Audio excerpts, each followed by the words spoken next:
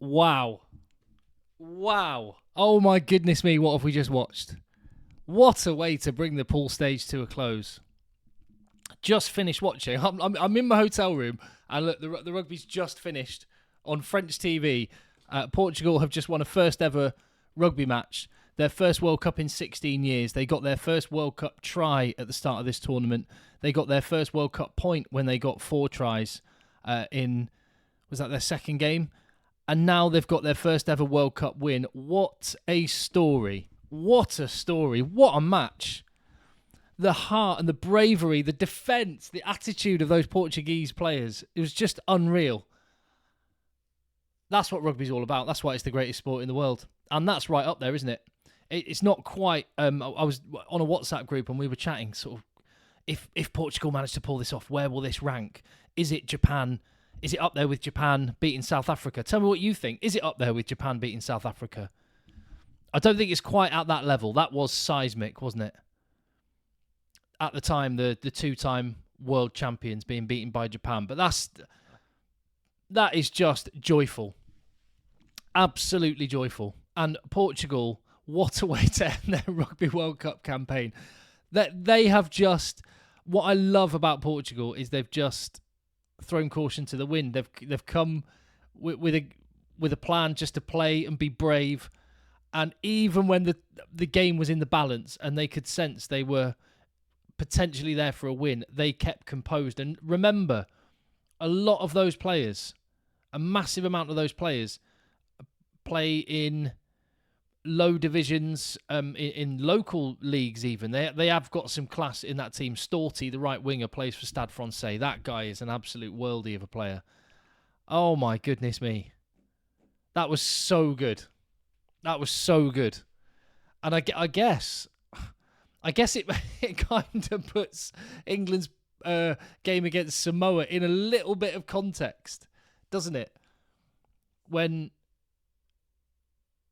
Yeah, maybe, and maybe I think I've just got the euphoria of having watched that 80 minutes of rugby in my mind, but also maybe, have we been a bit too negative on England? They didn't play well, they didn't look great, but we've just watched Fiji, who everyone's thinking we're going to roll England, and they may still well roll England over in a World Cup quarter-final next week.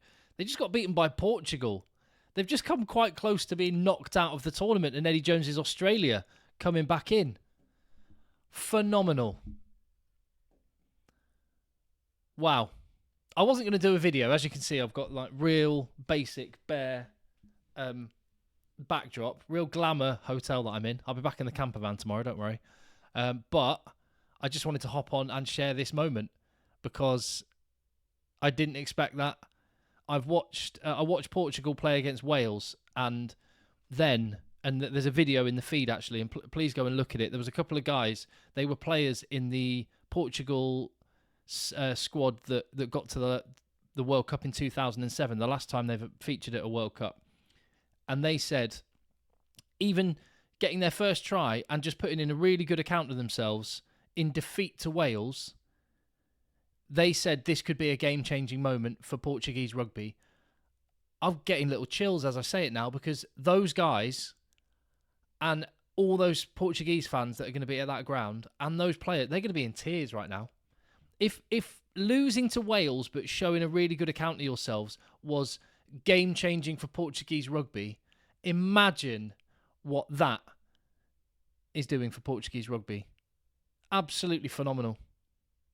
They've got to have a route. I'm not saying get them into the Six Nations. They have to have a route into the Six Nations. The same goes for Georgia. They have to have the aspiration that they could get there. There has to be a route for them to get there, a playoff game or something. And I know Portuguese fans will not want to hear this, but please just give how do I say the Portuguese coach's name? I can't remember. I can see the words written down in my head. I can't say them. The Portuguese coach, give him the England job. Give him 4 years and tell him it doesn't matter how many times we lose. Just do your thing and get them playing like that. The way they play is just a joy. And Fiji, the way they play is a joy. Portugal have just turned them over. So many great performances. Stolty, the right winger, was amazing, but the defence was heroic. That loose head prop who went off, basically his shoulder done in, was a legend. The hooker is a hero. Oh man, too many to mention. The whole team, they were heroic. Fiji were not at their best, not where they need to be. So it's changed the complexion for next weekend, hasn't it?